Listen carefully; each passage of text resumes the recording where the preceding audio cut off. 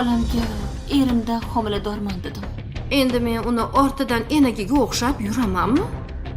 Hozir shunda bu bolani tug'ib berib yuborasizmi? Boshqa ilojim yo'q. Kenayim homilador ekanlar. Sizni xabaringiz bormidi? Homilador ekanmi? Qarang. O'g'il ekan. Mana bu birinchi rasmi. Seni bola tug'ilgandan keyin bermasa-chi deyapti. Demak, bular men bilan o'ynashishyapti. Yaxshi. Kenayimga javob berib bo'lishibdi. Lola pankga ketayotgan ekanlar. O'sha yerga borib ko'rib kela qolamizmi? Yo'q, men bormayman Lola panikiga. Nega? Bilmayman, ular menga g'alati qaraydilar. Xuddi yomon ayolga qaragandek qaraydilar. Men ularning qarashlaridan qo'rqaman.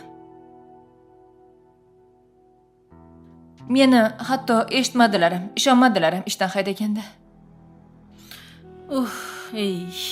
Bo'pti, unda men ham bormayman. Lekin boraman deb qo'yuvdim-de. Undan ko'ra tinchgina qaynonamga boraman degan narsalarimni olib kelib olaman. Shunaqa qila qolaman. Assalomu alaykum, Asal xola. Voy, asalam. Yaxshimisiz? Ay, opa orqasini ushamang, orqasi kuygan. G'alati bo'ldingmi? Kechirasan o'g'lim. Bilmay qoldim-de. Nima qildi? Kim qoldi? Men ustiga kofeda ko'rdim. Voy. Yugurib kelib qoldi-da. Nima qilib yotibsan? Turib o'tir, ko'p-katta odam turibdi yoningda. Bezbetga o'xshab yotishingni qara. Qani, yomon kuydimi? Yo'q, hozir O'rmayaptimi? Voy, assalam. Sen o'zi shunaqa zo'r bo'lasan-da. O'g'il bolalarda shunaqa o'rmaydi. Ke. Qo'rqib ketdim to'g'risi. Yaxshi bo'lib qoldi. Voy. Bo'pti bo'lmasa, sizlar yaxshi o'tiringlar, men borib kela qolay. Kunni kech qilmasdan. Bo'pti, assalam, yaxshi o'tiring. Xo'p, gaplashamiz. Mayli, yaxshi boring. O't bolam.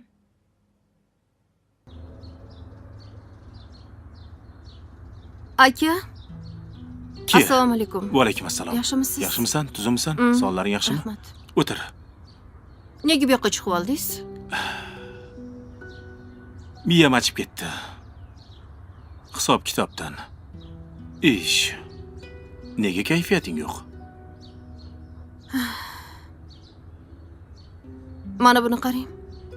Nima bo'pti? Nima qilibdi endi? Bolnitsada ikkalasi. Bilaman, ikkalovi bolnitsadaligini, aka. Lekin bu qishloqqa ketdim degandi. Telefon ko'tarmayapti.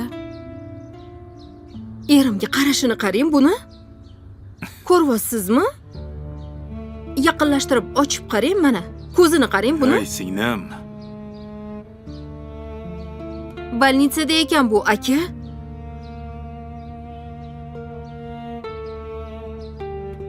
Menga rasm jo'natib, "Men bu eringmi, boshqa xotini bormi?" deb so'rashyapti. Nimaga men bilmayman buni bolnitsadaligini? Erim seni sog'indim deb keldi. Demak, bu men kasalman deb erimni aldab chaqirib olganmi? Ham menga qishloqdaman deb aldagan. Siz maqtudingiz bu qizni. Lekin seni men senga qamalib chiqqanini ham aytganman, to'g'rimi? Endi u ayolning ichiga kirib chiqibmanmi? Balki seni o'ylayotgan narsa emasdir. Yaxshi gumon qilib ko'r. Aka. 15 yil ichida erim O'zbekistonga necha marta kelgan? Hamma ishni sizga topshirib qo'ygan edi. To'g'ri.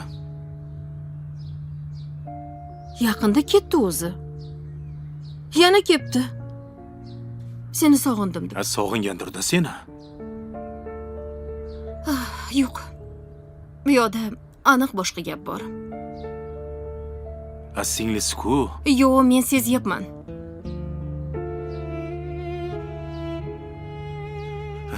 Singlisi bilan qanaqa qilib yuradi? O'zini родной singlisi emas-ku, aka. Xolasini qizi. Xolavachilar bir-birini sevishi mumkin-ku. Bu ham to'g'ri. Lekin ering bilan bir suhbat qilgin. Yana noto'g'ri gumonga borib, tuhmat qilib, xafa qilib qo'ymagan. Erim tan olmaydi. Men uni yaxshi bilaman. Men seni sevaman, sendan boshqa hech kim kerak emas, deb aytadi. Mengachi proslушка top bering, aka. Esing joyidami seni? Endi shu qoluvdi. Endi poylab yurasanmi? Endi shu nom qoluvdi. Krisali qilib yurishing qoluvdi, singlim. Undan ko'ra chaqirib yo'q bu yoqqa. O'tiringlar, gaplashinglar. Gaplashib ko'r, ering, o'zing bilasan-ku xarakterini.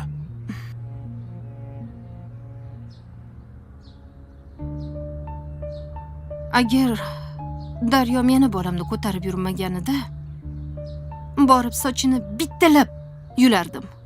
Endi senga shu obro' yarashadimi? Qo'ysangchi, o'zingni Daryo bilan, qamalib chiqqan qiz bilan tenglashtiryapsanmi? Sen go'zalsan. Sen meni singlimsan. Bizni otamiz kim bo'lgan go'zal? Nima bo'layapti senga? Mabodo ering yurganda ham sen og'irroq bo'lgan. Uni ketidan yig'lab, janjal qilib, erimni olib qolaman deb o'ylamagan. Ketadigan er ketadi baribir. Aka, qo'rqitmang. Endi orzularim amalga oshadi deganimda erim ketadimi? Ketmaydi. Nima, men o'zim erimga xotin topib berdimmi? Yo'q, ey. Bo'lmagan narsani o'ylamagan. Mana, qilyaptilar. Gaplash, chiroyli gaplash. Yig'lama.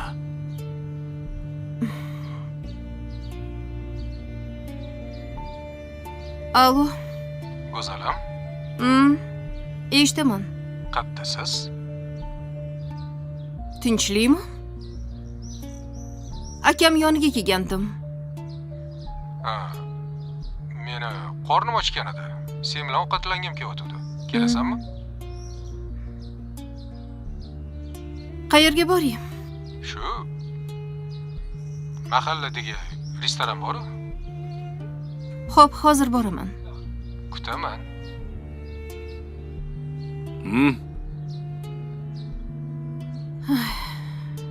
Endi men bilan ovqatlangani bor ekanlar. Mana imkoniyat borganda gaplashgin. Borini aytgin. Ochiq-oydin gaplashaver. Yo'q. Men shunaqa tuzoq qo'yaman. Ikkalovini oyog'idan osaman. Ko'rasiz. Ey. Agar meni gumonim to'g'ri chiqsa, men tirik qo'ymayman bu qizni.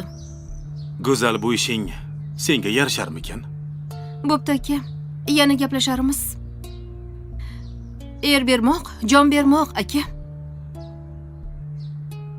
Yana gaplashamiz. Mayli, Xo'p, borib men gaplash. ketdim. Xo'p aka. Menga telefon qilib aytib qo'ygin. Xavotir olib o'tirmay, xo'p? Singlima.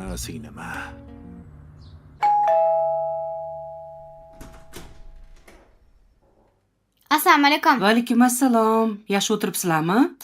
Bu juvonim meni. Oyi, keldingizmi? Keldik mana. Asal qizim. Sog'inib ketdim-ku sizni. Assalomu Men ham alaykum. seni sog'indim. Yaxshimisiz, Voy, opa? qalaysan? Va alaykum assalom. Yaxshimisan? Yaxshimisan? Kel qizim. Aka qani? Uxlayaptilar. Ha. Kir qizim.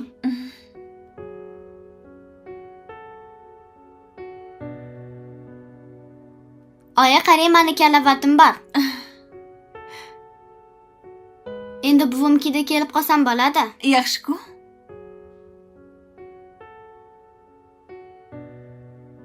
Ketamizmi? Kel. Daryo, duo qilaylik. Ilohi omin. Hech qachon kasal bo'lmagin. Bolalaring rohatini rohatda ko'rib yurgin. Mana shu ko'rgan kechirganlaring oxirgisi bo'lsin. Amin. Allohu akbar. Qizim, yaxshi o'tiribsanmi? Zerikib qolmadinglarmi? Yo'q. Nigina qani? Voy, o'qishdan telefon qilib chaqirishdi oyi. Shunga tashlab keldim. MBsi bor ekan. Kelib qoladi hozir. Ha, yaxshi mayli. Xolam, biz ketursak bo'lardi. Qayoqqa ketasan? Boyayam aytdim senga, shu yerda turur. Tur, o'tirma. Bor, opangga choy tayyorla, o'g'lim. Xo'p. Bu qanaqa tayinlaydi, xola? Voy, xotini shunaqa o'rgatib qo'ygan. Ertalab xotiniga zavtrkam qilib beradi. Ja, romantichniy mani o'g'lim. Men qarashib boraman buva akamga. Bora qoq qizim, voy aylanib ketay. Qizing ham katta bo'lib qoldi, qizim. Yaqinda tug'ilgandi. Kichkinagina edi. Oyi? Oyi, assalomu alaykum. Voy, meni o'g'lim keldi. Qalaysan? Yaxshimisan? Yaxshi keldingizmi? Yaxshi. Boshqa kasal bo'lmang, oyi. Xo'p. Iltimos. Sog'inib ketdim sizni. Ketamizmi? Ketishga bo'yi qo'ymayaptilar. Mana shu yerda qolinglar deyaptilar. Voy, ketinglar, siqilib ketdim. Bo'lmasa uchastka oling. Xo'p, olamiz uchastka ham, o'g'lim. Sizlar uchun uchastka ham olamiz nasib bo'lsa. Qani yuringlar. Choy ichamiz. Oyingni qorni och. Yuringlar. Ketdik. To'polon qilmayapsanmi? Go'zalim, keldingmi? Assalomu alaykum. Va alaykum assalom.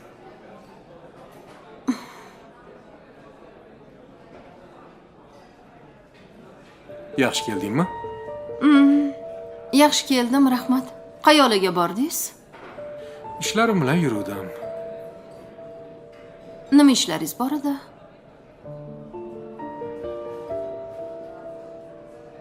Qancha joyi tekshirishim kerak. O'zing bilasan-ku. Himchiskalar bor, o'quv markaz, sex. Bunda o'ylab qarasam, sen bilan anchadan beri ovqatlamagan ekanmiz. Yo'q. Sog'indingizmi meni? Nima bo'ldi senga? Nimaga kayfiyating yo'q? Bilmadim. Kun ta'sir qilyapti shekilli. Kun yaxshi-ku. Issiq juda. Yondiryapti. Sen yayo yurmasang, teginda mashinang bo'lsa, O'sha muzdek havo ham yondiryapti. mana bu muzdekkina aysi ichib olgin.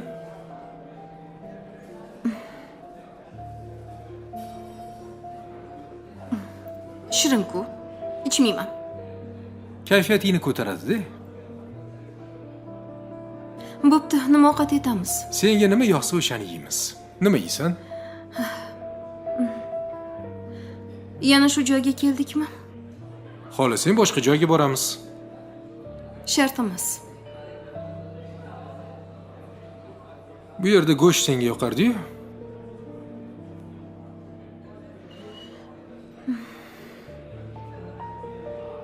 Nimaga siz bunaqa gaplashyapsiz? Qanaqa gaplashyapman? Bilmadim. G'alatisiz.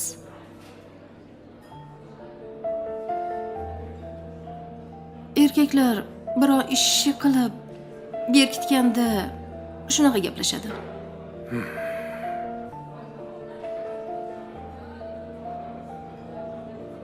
Sen erkaklar qanaqa gaplashishini qayerdan bilasan? Qaysi erkak bilan ko'rishib yuribsan? Menmi? Balki siz ko'rishib yurgandirsiz. Aytayotgan gapingdan kelib chiqib, so'rayapman. Bekor chaqirimman, a? Kayfiyating yo'q ekan, ko'rgin ham kelmayotgan ekan. Istanbulga qaytib ketamanmi deb turibman. Men ham ketaman. Sen ketsang Daryo nima bo'ladi? Nima bo'lsa bo'versin. Yo'q, Baribir bolam beradi-ku, to'g'rimi? Bermasa qamaladi.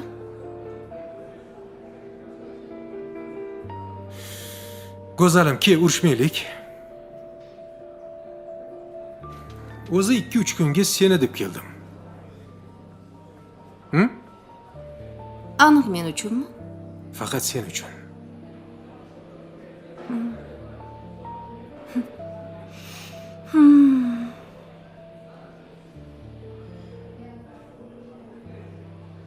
Qaror aslasizlarmi? Oyi. Yaxshiyam hayotimizda siz borsiz. Men sizni yaxshi ko'raman. Chiroyligimsiz. Men ham sizni yaxshi ko'raman, oyi. Yaxshiyam sizlar meni hayotimda borsizlar. Daryo. Men ishga ketyapman, qizim. Ishga bormasam bo'lmaydi. O'zi yo'qni, ko'zi yo'q, bilasan. Bir xabar olaman, kelaman. Sizlar bemalol dam olib o'tiraveringlar, xo'p qizim? Xola. Menga javob bering, keta qolay. Men sen qizi tushunmadim. Yana ketaman deyapsanmi? U ming akin, xolangni o'g'li bo'lsa ham begona. Tushunmaysanmi shu narsani? Tushunaman.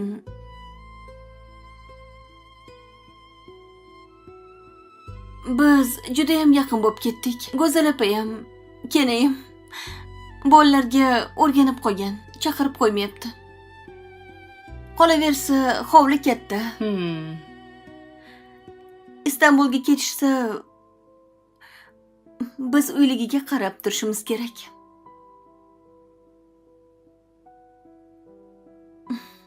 Yana kelamiz siz oldingizga. Maylimi? Mayli. Nimayam deyman. Ehtiyot bo'lgin. Pul beraymi? Rahmat, bor. Rostdan bormi? Bor. Anig'i? Bo'pti. Men ketdim unda. Yaxshi yetib oling. Bo'pti bolalar, xayr. Xayrlashinglar. Xayr, buvi. Mayli. Xo'p. Qani yuringlar, narsalaringlarni yig'inglar, ketamiz.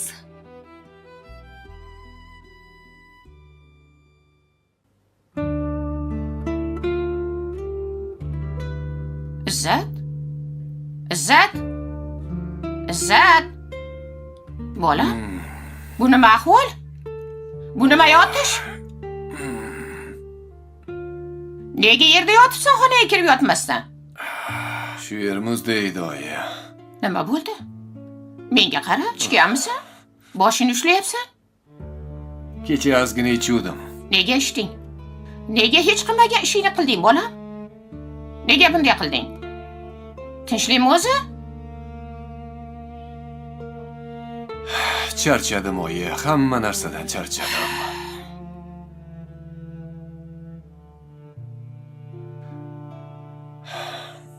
Anu, Madina necha kundan beri yo'q ekan. Na o'ligi, na tirigi yo'q. Tinmay meni bezovta qilishyapti. Rodidan telefon qilishyapti. O'sha yerga meni chaqirishyapti. Menga qara. U qiz chetga qochib ketgan bo'lsa kerak. Shuning uchun yerda ham ko'kda ham yo'q. Xo'p. Ona chetga qochsa, aeroportdan dannilari chiqadi-ku.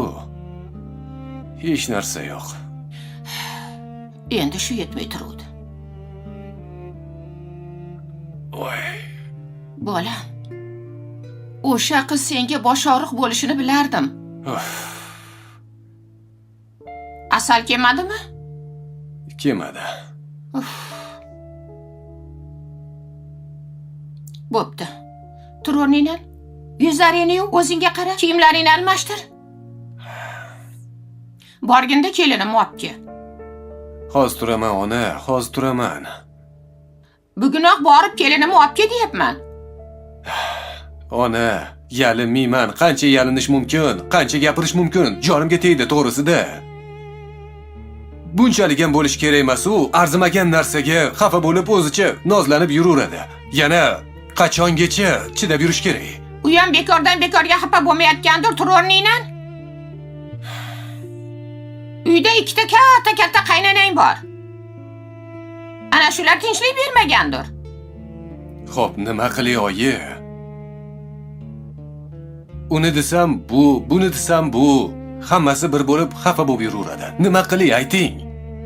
Bolam, o'rtada arosatda qolding, jon bolam. Tur yuzlaringni yuv, gaplashamiz, bor. Xo'p, bo'pti. Yoki ikkala qizni ham olib ketaymi o'zim bilan? Yo'q. Qo'ying, endi sizni boshingiz og'ritsin. Kerak emas. Seni boshing og'risa mayli. Bir gap bo'lar ona. Bo'pti, tur. Tur o'rningdan yuvib. Hozir turaman ona, bir pas o'tiray. Tur, turmagunicha ketmayman, tur o'rningdan. Voy belim. Voy. Buni nima qilasan? Bor yuvin deyapman, bor chiq. Xo'p.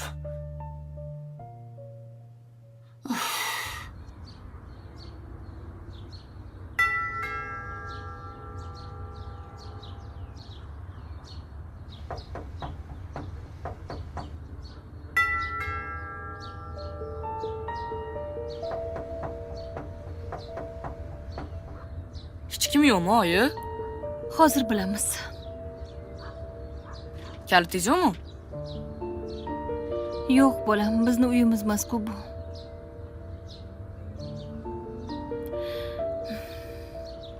Alo. Ha, Go'zal opa. Assalomu alaykum. Va alaykum assalom. Biz uyga keluvdik. Hech kim ochmayapti. Ha, kelishingizni aytmabsiz-da, uyda hech kim yo'q edi. Ha. Hozir yo'ldamiz, kelyapmiz. O'sha yerda kutib turinglar. Xo'p, mayli. Kelishyapti ekan. Endi kutib turamiz. Oyi, sumkangizni bering. Og'ir emas. Bering. Mehribon bolam meni. Mashina turganda siz ko'tarasizmi?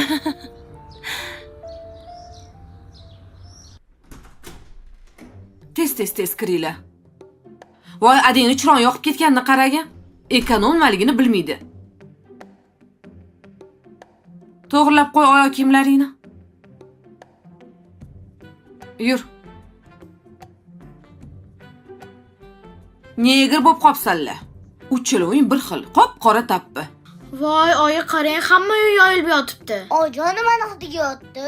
Ha, bu ading yegan qoldirgan. Hammasini ahvolini qara. Ay.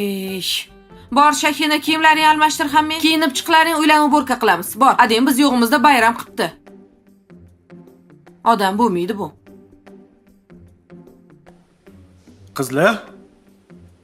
Qizlar kim bor? Hozir. Voy. Assalomu alaykum. Va alaykum assalom. Sizmi? Siz shu yerda ishlaysizmi?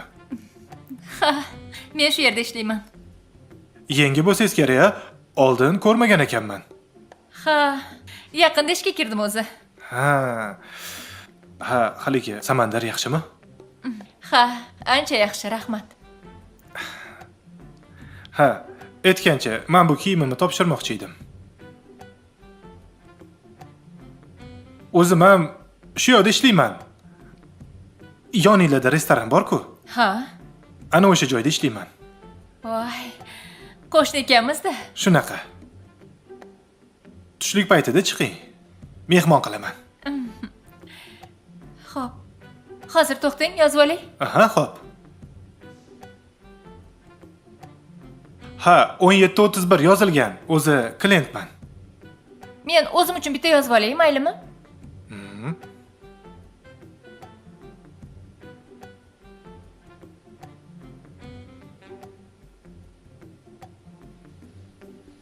Mengacha zudlik bilan tayyor qilib bering, iltimos.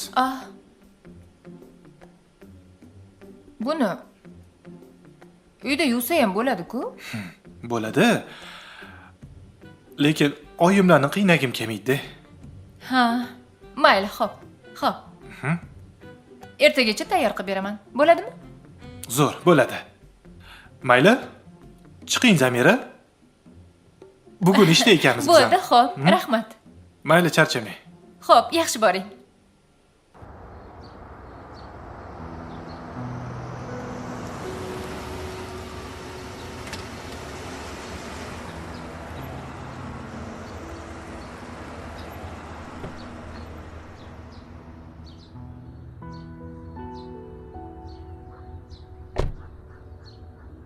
Assalomu alaykum. Va alaykum assalom. Yaxshimisiz? Yaxshimisiz? Assalomu alaykum. Assalomu alaykum. Ishladimi telefoningiz?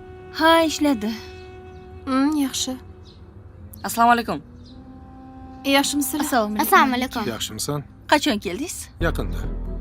Ha, yaxshi keldingizmi? Yaxshi. Uyga kira olmadinglarmi? Go'zalim, ishingni och. Xo'p. Hozir ochaman.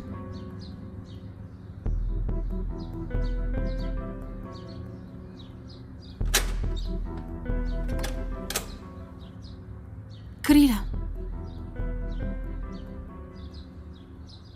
Kiring. Kir, Go'zal. Yo'q, siz kiring. Nima bo'ldi senga? Hech nima. Hech nima bo'lmasa kir unaqada. Siz kiring, keyin men kiraman. Yur, birga kiramiz.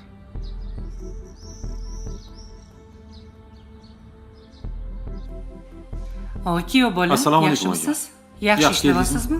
Tuzukmisiz? Ha, rahmat. Yaxshimisizlar? Ishlar yaxshimi? Charchamayapsizlarmi? Yaxshi, zo'r. Oyi, Hop, bir qiz kelgandi. hop. Ish kerak ekan, shunga ishga olasizmi, olmaysizmi, shuni so'ramoqchi edim. Qanaqa qiz ekan u qiz? Ko'rinishidan tuppa-tuzuk qizga o'xshayapti. Bolasini bog'chaga bergan ekan. Bemalol soat 6 gacha ishlay olaman deyapti. Aniq ishlay olar ekanmi? Shunaqa deb aytayapti. Bog'lik lekin. ketaman deb. Yo'q, shu yaqin atrofda turar ekan. Ha, Bizaga yaxshi bo'lardi olsak menimcha. unda yaxshi. Ha, Ertalab vaqtli chiqib, do'konni ochib turardi biz kelgunimizcha. yaxshi bo'lardi. Mayli kelsin. Chaqiraymi unda? Mayli chaqiring. Telefon qilaman unda hozir. Iye. Telefoni ham bormi sizda? Telefonini tashlab ketgandi-da. Ha. Agar gaplashib ko'ring. Ha, yaxshi. Bo'pti, gaplashavering. Allo. Allo. Maryam, yaxshimisiz? Assalomu alaykum Shahboz aka. Yaxshimisiz? Labbiy. Oyim bilan gaplashdim. Chiqsangiz bo'ladi. Rostdanmi? O'zlari gaplashmoqchilar siz bilan. Bo'ldi. Tushaman hozir. Xo'p.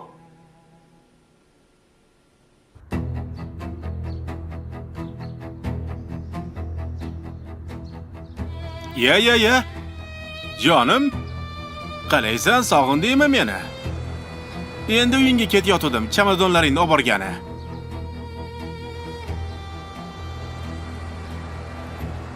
Chamadonlaring tayyor. Sen iflosini meni sog'inaman men. Talakin sog'inding-u. Aftingni qara. O'lib qolarding-u. Jonim, men seni sevaman, o'laman deb.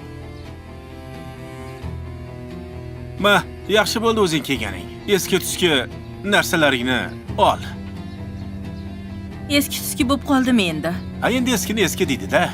Yo'q, Yaxshi ham sen bilan ajrashgan ekanman, ha? Aptingni qaragan. Sen oldinchi o'zing oynaga bir qaragin. Sen sirama meni, nima bo'lganda taqdirda ham bolangning otasiman, tushundingmi? Men. Seni bolangni onasi emasmanmi, Sen votiminni meni bolamni otasi bo'lganing uchun borib bolangga rahmat degin. Bo'lmasa men seni allaqachon qamatvorgan bo'lardim. Turqing qursin seni. Ko'raman deb o'ylamagandim. Bor.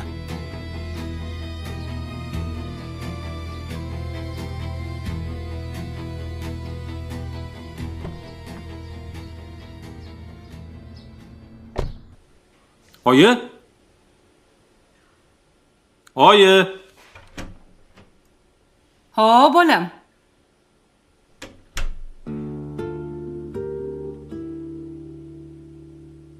Hozir chiqyaptilar.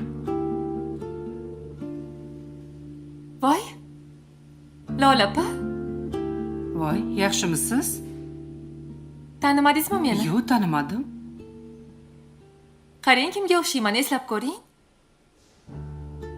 Uzr. Tanimadim. Oyjon, bu sizga aytgan qizim. Ha. Ishga kirmoqchi bo'lgan. Ha. Lola xola, men dugonangiz Mavjudani qizlariman. Esladingizmi, kursdoshingiz? Esladim. Mojuniya? Voy, tanishmisizlar? Ha, mana kursdoshim bo'lgan, dugonam bo'lgan bunoyisi. Tasodif qarang. Ke, ko'rishib qo'yaylik. Yaxshimisan qizim? Rahmat, Oying yaxshimidi? O'z yaxshimisiz? Katta qiz bo'psan. Men seni kichkinaligingda ko'rganman. Unga ham 6 yil bo'lib qoldi.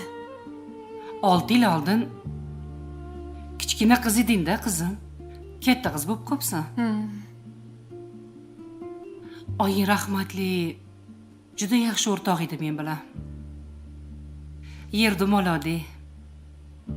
Tog' bilan emas, odam bilan uchrashadi deb bekorga aytishmagan. Turmushga chiqdingmi? Chiqdim. Baxtlimisan? Bitta o'g'lim bor. Ha, yaxshi. Shunga men shu tepadagi domda turaman. Ha, yaxshi. Yaqinroq joydan ish qidirayotgandim. Yaxshi. Bo'ldi, o'zimni qizim ekan. Ishga olamiz. Ertadan ishga chiqsin. Ertaga ishga chiqqan hop. Boshida oyligini 4 million qilib beraman. Keyin ishingga qarab, savdoyingga qarab, yana ko'tarib beraman oyligini. Faqat men 6 gacha ishlay olaman-da. O'g'limni bog'chadan olishim kerak. Bog'chadan olib kelsang, yuradi shu yerda. Unaqasiga ham bo'ladi, to'g'ri. Uyda ham qiladigan ishim yo'q.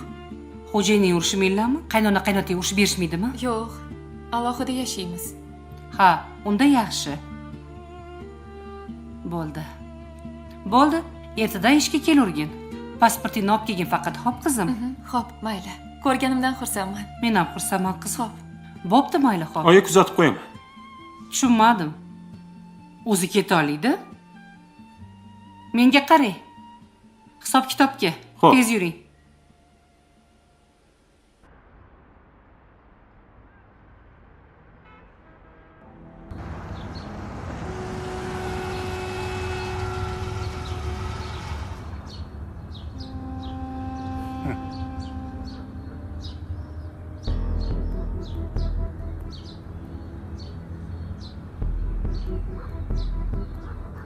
Assalomu alaykum. Va alaykum assalom. Tuzimisiz? Keling, xizmat. Uylarni sotuvga qo'yibsizlarmi? Ha, sotuvga qo'yuvdik. Sotyapsizlarmi rostdan? Ha, sotyapmiz. Nech pul deyapsizlar? Bilmadim, xo'jayinim biladilar. Xo'jayinim bilan gaplashinglar. Mayli, xo'p, rahmat. Yaxshi o'tiringlar. Yaxshilab yig'ishtir, hech nima qolmasin. Assalomu alaykum adam. Va alaykum assalom. Ko'rishmaysizlarmi adanglar bilan? Bor ko'rishlaring. Qani kelinglar-chi o'zimni o'g'lim. Assalom. Yaxshimisizlar? Ha. Yaxshi yuribsizlarmi? Qishloqda maza qildinglarmi? Qorayib ketganini qara, bu toyimmi? Ko'zi cho'mildik ada. Maza qildinglarmi? Amakim basseyn olib kelib berdilar. Amaking yaxshi ko'radi sizlarni. Qani, qishloq maza ekanmi? Ha. Sen nima qilyapsan? Mazami senga? Bolalarni ishlatib qo'yib o'zing tomosha qilib o'tiribsan. Charchadim. Uy ahvolini qarang. Svetlarni yoqib ketibsiz. Ovqatlar shundoq joyida, idishlar shundoq joyida qolgan. Nima bu ahvol? Uy isqirtiga it yalasa to'yadi. Changi qarang. Men nima senga? Uy tozalab o'tirishim kerakmi? Kelganingdan keyin qarada. Bir kunga deb bir hafta yo'qolib ketding-ku. Voy, u yoqqa borib o'ynab kelganim-yu, Oyjonning xizmatini qildim. U yoq ham xuddi shunaqa rasvo ekan. Kelining-chi, ovsining-chi. Ha, u xolangizni qizi ish qilmaydi-yu, bilasiz-ku. Shaltog'u. Xolanglarning qizi.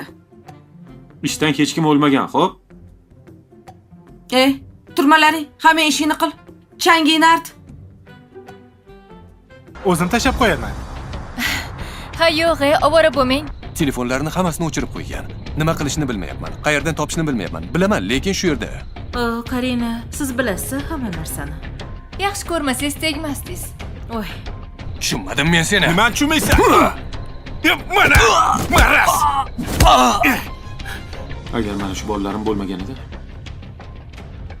sendek xotin bilan bir daqiqa ham yashamas edim.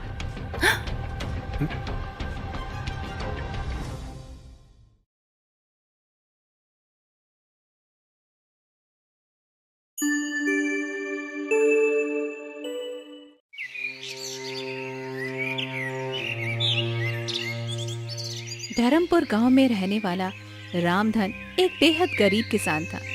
इस बार उसने गांव के सेठ से उधार लेकर खेती की थी। मौसम अच्छा रहा और खेतों में पहली बार फसल बहुत अच्छी आई थी। पूरे परिवार में एक उम्मीद जाग उठी थी। देखो सुनीता, इस बार कितनी अच्छी फसल हुई है। भगवान ने हमारी सुन ली। लगता है अब बच्चों को भूखा नहीं सोना पड़ेगा। हाँ रामधन, इस बार मेहनत रंग लाई है। अब अगर फसल सही सलामत कट गई तो कुछ महीनों का चैन मिल जाएगा। पिताजी, क्या इस बार हम स्कूल जा पाएंगे? जरूर बेटा, अब तो तुझे अच्छे कपड़े और किताबें भी दिलवाऊंगा। पिताजी, मेरे लिए क्या लाओगे? बोलो ना पिताजी। तेरे लिए गुड़िया और नई चूड़ियां लाऊंगा। लेकिन शायद किस्मत को ये मुस्काने राज नहीं आई। शाम ढलते ही आसमान पर काले बादल घिर गए और तेज आंधी के साथ मूसलाधार बारिश शुरू हो गई। रामधन, जल्दी चलो, खेत में पानी भरने लगा है। हे भगवान, कहीं सब कुछ न बह जाए। रामधन भागकर खेत पहुंचा। वहां का दृश्य देखकर उसका दिल बैठ गया। खेत पूरा पानी में भर चुका था और सारी फसल भी डूब चुकी थी। अब क्या बचा भगवान, सब कुछ खत्म हो गया। मेरी मेहनत, मेरी उम्मीद सब बह गई। अब बच्चों को क्या खिलाएंगे जी? घर में तो एक मुट्ठी अनाज भी नहीं बचा है। अगले दिन सुबह रामधन सेठ हरिराम के पास गया, जिसके पास से उसने कर्जा लिया था। उसे उम्मीद थी कि शायद सेठ थोड़ा सा समय दे देगा। सेठ जी, बारिश में सब कुछ बर्बाद हो गया। थोड़ी मोहलत दे दीजिए। अगली बार फसल होगी तो सारा कर्ज चुका दूंगा। तुम्हें अब कोई मोहलत नहीं मिलेगी रामधन। कागज के हिसाब से अब वो जमीन मेरी है। सेठ जी, वो मेरी पुश्तैनी जमीन है। आप ऐसा मत करिए। मुझे कागज से मतलब है, भावना से नहीं। अब वो जमीन मेरे नाम है और तुम लोग तुरंत उसे खाली कर दो। रामधन की जमीन भी चली गई और उसके पास अब कुछ भी नहीं बचा था। उसके पास अब ना तो खेत था, ना पैसा और न ही कोई आसरा। सुनीता, अब इस गांव में हमारे लिए कुछ नहीं बचा। चलो जंगल की ओर चलते हैं, शायद वहाँ कहीं इससे छुपाने की जगह मिल जाए। ठीक है रामधन, अब जैसी तुम्हारी मर्जी। और इसी के साथ एक गरीब किसान अपने टूटे सपनों को समेटे अपने परिवार को लेकर निकल पड़ा, अनजाने अंधेरे की ओर। सेठ ने उन्हें जमीन से भी निकाल दिया था और अब उनके पास न घर का ठिकाना था, न ही खाने के लिए कुछ था। रामधन का परिवार एक बार फिर सड़क पर था। बारिश अब रुक चुकी थी, लेकिन उनके जीवन की बरसात थमने का नाम ही नहीं ले रही थी। चलो सुनीता, अब पीछे मत देखो। जो हो गया उसे सोचने से कुछ नहीं होगा। अब घर नहीं बचा सुनीता, बस जिम्मेदारी बची है इन बच्चों की। इन्हें भूखा नहीं सोने दूंगा, चाहे मुझे कुछ भी करना पड़े। पिताजी, अब हम कहाँ जाएंगे? बेटा, अभी हम एक जगह चल रहे हैं। वहाँ शायद कोई बूढ़े बाबा रहते हैं, जंगल के किनारे पर। सुना है वो अच्छे इंसान हैं।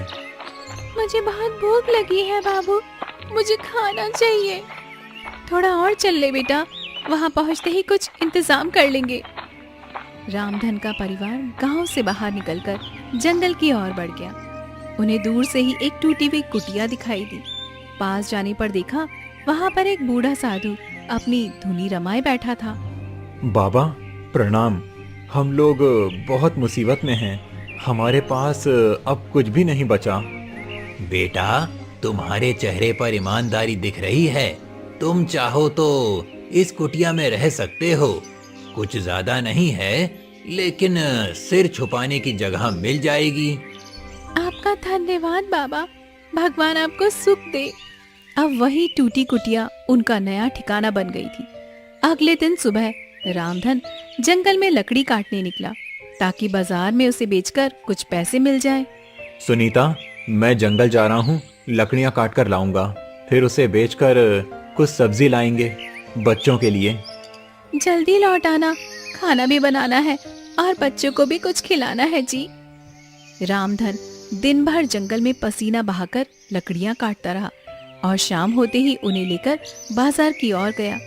वहां उसे बहुत कम पैसे मिले, पर उसने कुछ आलू, प्याज और थोड़ा सा आटा खरीद लिया। ये लो सुनीता, कुछ खाने का सामान लाया हूँ। कुछ खास तो नहीं है, लेकिन बच्चों का पेट तो भर जाएगा। तुमने इतना सब किया रामधन, अब तुम हाथ मुंह धोकर बैठो तो मैं तुम्हारे लिए भी रोटियां सेक देती हूँ। माँ, क्या आज गुड़ नहीं आया? आज नहीं बिटिया, लेकिन हम कल जरूर से गुड़ लेकर आ जाएंगे। रात को सभी ने सूखी रोटियों के साथ उबली सब्जी खाई और पहली बार किसी को भी कोई शिकायत नहीं थी। सबकी आंखों में थकान थी, लेकिन उस थकान में भी एक उम्मीद छिपी थी। अब हर दिन ऐसा ही होगा। मैं मेहनत करूंगा और हम सब मिलकर आगे बढ़ेंगे। हमारे पास कुछ भी नहीं है, लेकिन हम एक साथ हैं, यही सबसे बड़ी बात है। कठिनाइयों का पहाड़ उनके सामने खड़ा था, लेकिन रामधन ने हार नहीं मानी। उसका सफर अभी लंबा था, लेकिन उसका इरादा सटीक था। रामधन अब रोज जंगल जाकर लकड़ियां काटता और शाम तक उसे बाजार में बेचकर जो भी मिलता उससे राशन लाता। बच्चों की आंखों में अभी भूख दिखती थी, लेकिन वो अब शिकायत नहीं करते थे। परिवार के लिए संघर्ष अब उनकी आदत बन गई थी। सुनिए जी, जल्दी लौट आइएगा, कल बहुत देर हो गई थी और बिटिया आपके बिना ही सो गई थी। हाँ सुनीता, जल्दी लौटूंगा। आज थोड़ी ज्यादा लकड़ियां लाऊंगा ताकि कुछ पैसे ज्यादा मिल जाएं। पिताजी, आज क्या गुड़ भी लाएंगे? जरूर बेटा, इस बार तेरे लिए गुड़ भी और माँ के लिए एक साड़ी का सपना भी लेकर आऊंगा। और मेरे लिए चूड़ियाँ। तुम्हारे लिए सबसे सुंदर चूड़ियाँ बिटिया, बस भगवान थोड़ा साथ दे। रामधन मुस्कुराते हुए जंगल की ओर निकल पड़ा, लेकिन आज वो हर रोज से थोड़ा आगे निकल गया। वो सोच रहा था कि जितना ज्यादा लकड़ी मिलेगा उतना ज्यादा ही अच्छा होगा। आज ज्यादा लकड़ी चाहिए, ज्यादा लकड़ी मतलब ज्यादा पैसा मतलब सबके चेहरे पर खुशी। पेड़ों की गहराइयों में वो इतना आगे निकल गया कि उसे पता ही नहीं चला कि वो कहाँ पहुँच गया है। दूर तक सिर्फ जंगल ही जंगल था। वहाँ पर कोई रास्ता दिखाई नहीं दे रहा था, न ही कोई आवाज थी। अरे, ये कौन सी जगह है? ये रास्ता तो रोज वाला नहीं लगता है कहीं गलत दिशा में आ गया। वो इधर उधर देखने लगा, लेकिन उसे कोई दिशा समझ नहीं आ रही थी। आसमान में बादल घिरने लगे थे और हल्की सी बारिश भी शुरू हो गई थी। हे भगवान, अब क्या करूं? जिस दिशा से आया था वो भी भूल गया। अब कोई रास्ता नहीं सूझ रहा। उधर झोपड़ी में सुनीता बार बार जंगल की ओर देख रही थी। सूरज ढल चुका था, लेकिन रामधन नहीं लौटा। आज बहुत देर हो गई है, अब तक तो वो रोज लौट आते हैं, आज इतनी देर क्यों हो गई है? माँ, पिताजी को कुछ हो तो नहीं गया? ऐसा मत बोल बेटा, वो ठीक होंगे, बस शायद ज्यादा दूर तक निकल गए होंगे। मुझे डर लग रहा है माँ। उधर रामधन थक कर एक पत्थर पर बैठ गया। उसकी आंखें नम हो गई, लेकिन फिर उसने हिम्मत जुटाई और आगे बढ़ा। तभी एक छोटी सी रोशनी दिखाई दी। वो क्या है?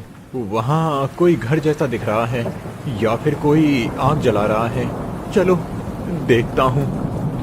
वो उस रोशनी की ओर बढ़ा और उसे एक अजीब सी गुफा दिखाई दी, जिसमें से पीली सी चमक आ रही थी।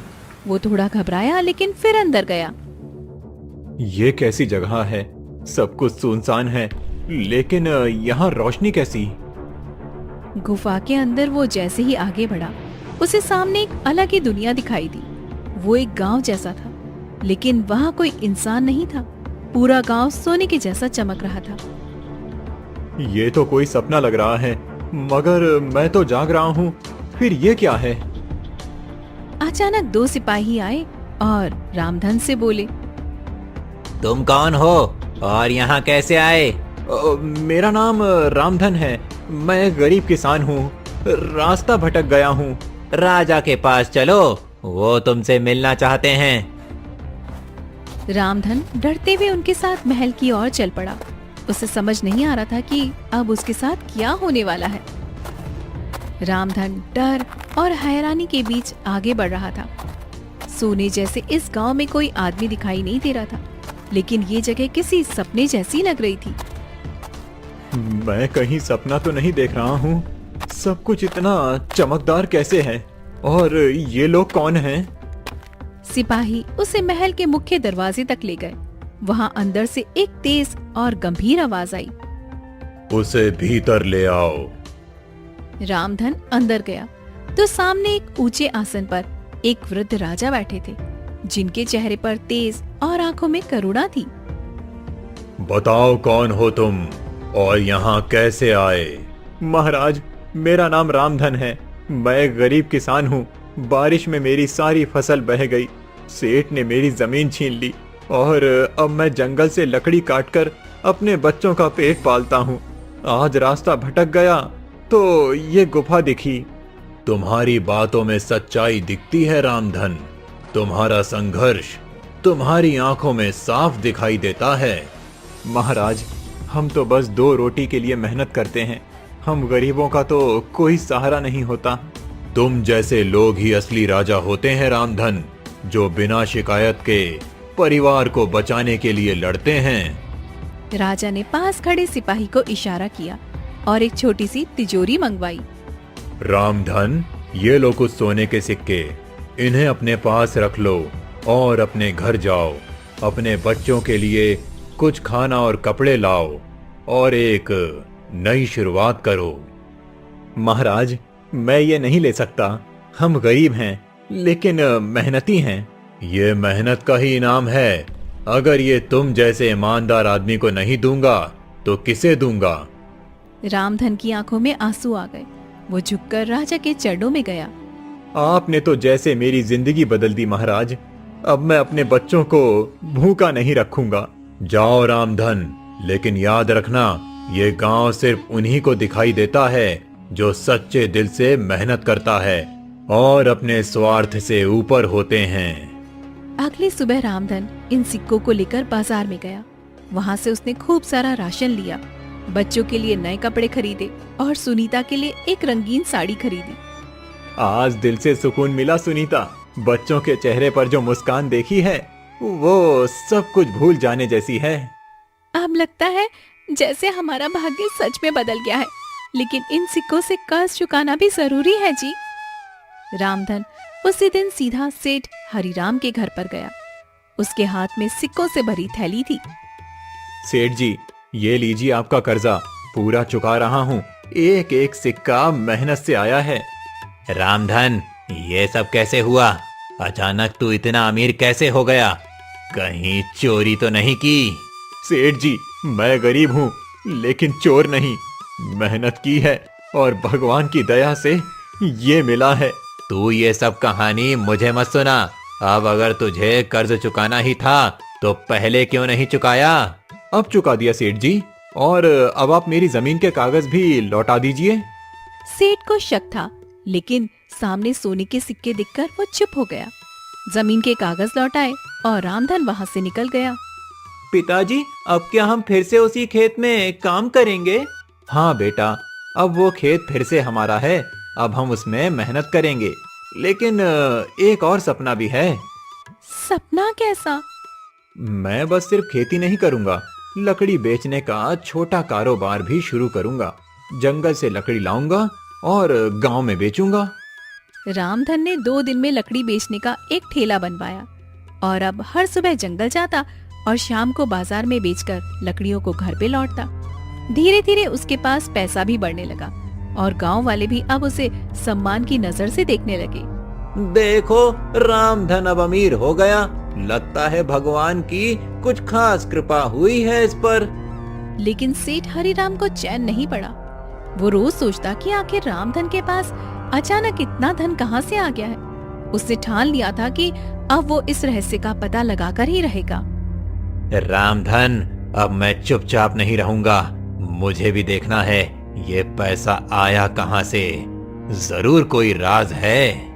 एक दिन रामधन फिर से लकड़ी लेने जंगल गया और उसी रास्ते पर चला गया जिससे गुफा की ओर जाया जाता था। लेकिन पीछे पीछे सेठ भी छिपकर उसके पीछे आने लगा। आज फिर उसी रास्ते से जाऊंगा। राजा जी को धन्यवाद तो देना ही है। तो यही है रास्ता। तू यहीं से गया था, अब तो मैं भी तेरे पीछे पीछे चलूंगा। देखता हूँ क्या खेल है। कुछ ही दूर पर वो गुफा होगी। अब गुफा कहाँ है? दिखाई क्यों नहीं दे रही? लगता है किसी रहस्य में छुपा है सब। वो रही मेरी गुफा, वही जगह जहाँ मेरी तकदीर पलटी। तो तू यहीं आया था, अब मैं भी आऊंगा और जितना सोना मिलेगा सब मेरा होगा। हे भगवान, बस एक बार फिर उस राजा से मिलना हो जाए। अब तेरा भगवान नहीं, मेरा दिमाग चलेगा। मैं चुपचाप देखूंगा तू क्या करता है।